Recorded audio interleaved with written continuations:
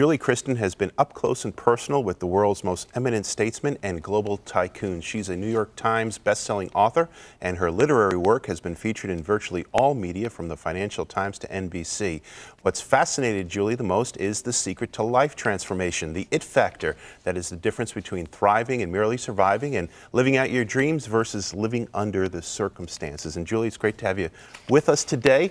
Really fascinating getting to talk to all these people, and you worked for years as a ghostwriter for some of the most eminent names that are out there, but you yourself have experienced a personal story of life transformation as well. Well, I think we all have. It just comes down to what do we do with what we've been given, and these are such difficult and challenging economic times, and I think a little bit warfare of the spirit, if you will, and we have to face them. Are we going to be overcome by them, or are we going to be consumed by them, or are we going to overcome it? And so regardless what we've been given and dealt with life, it all comes down to what do you do with it. And I think sadly today, we see a lot of people crumbling under pressure and lost in self-confusion and really not knowing what to do with their lives. And that's what inspired me to do this book in particular at this time. Yeah, I think I've heard the saying before, you know, the question isn't why do bad things happen to good people, it's what happens to good people when bad things happen? What do good people do with the bad things? That, who is spared from hardships and hard times? You know, here we are this week, we lost some incredible cultural icons, and we think they have everything and they have the world at their disposal, and in many ways they do. But if people only understood their burdens, you know, Michael Jackson is a neighbor of mine. Jose Bear, featured in the book, has created Farrah Fawcett's look and made her look be the cultural icon that she became, and yet every one of these people have some common traits. They came out of desperate situations. They persevered against all odds, and whether they publicly spoke about it or not, they have an unshakable, undeniable faith.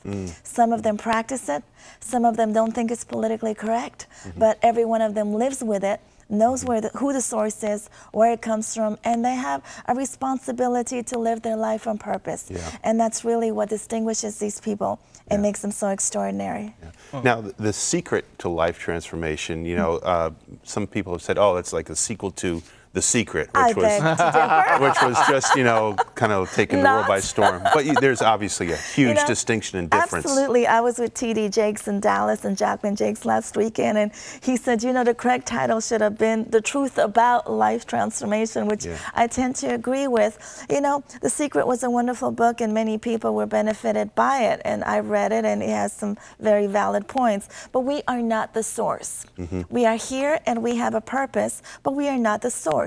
God is the source. Now, do we have a responsibility? You bet we have a responsibility. We are partners in an extraordinary life journey that we must fulfill on our own. When God says, my people are destroyed for lack of knowledge, He doesn't mean that we're not getting a higher education.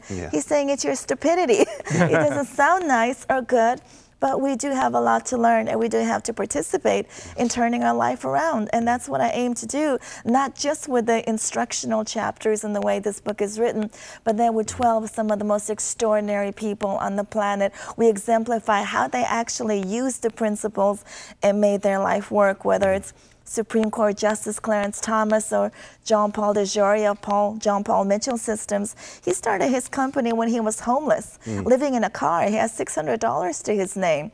We have something, you know, Jose Bear, who thinks my passion is to be a hairdresser. I'm going to become a New York Times bestselling author. I'm going to become a multimillionaire. I'm going to be, for 3 decades, my look, what I design, will be the iconic look of decades, and I will affect generations. Who thinks that? You know, you want to be a hairdresser. So it doesn't matter if you're a Supreme Court justice, a pediatrician, a plastic surgeon, a hairdresser. If you have a passion and you have a vision for your life, you can make that vision a reality. And that's the point we drive home. Well, your own biography in itself has been a life transformation. Talk about some of the, maybe obstacles is the right word, some of the obstacles that you've had to overcome in your own life just to get to where you are today. Absolutely, Chuck, and it is a work in progress. I don't believe you ever get anywhere. You are on a constant journey, and what do you do with the circumstances and the allotted time that you have to affect a positive change in people's lives? I was born in the former communist Yugoslavia, now Croatia, something we have in common with our heritage. Yep. And, you know, we got political asylum in the United States. It was very difficult for us to leave the country. Everybody in my family virtually was massacred, and it's not home sweet home. We were talking, I'm going to Dubrovnik, but as a tourist on vacation, it's not home sweet home. It's very difficult. At the age of 12, I was diagnosed with severe scoliosis, which is a curvature of the spine. I spent a year in bed in a body cast. I had a 50% chance of having lower body paralysis, and we were poor. We lived in a $100 a month apartment in South Chicago. I drove through O'Hare coming here, and I took a little detour. It's a long way from South Chicago to on top of Bel Air and private jets and being able to do many of the extraordinary things that God has given me the privilege to do. But again, getting somewhere, overcoming anything, is not just saving yourself. Sure, you have to save yourself, but if you think of all the things that you can do with the privileges and opportunities before you, and don't think for a moment that those privileges and opportunities are given to you. You get them. All great emperors crown themselves. You get them, and then what you do with it is your ultimate gift in return to God. Wow. So as a kid laying there with the scoliosis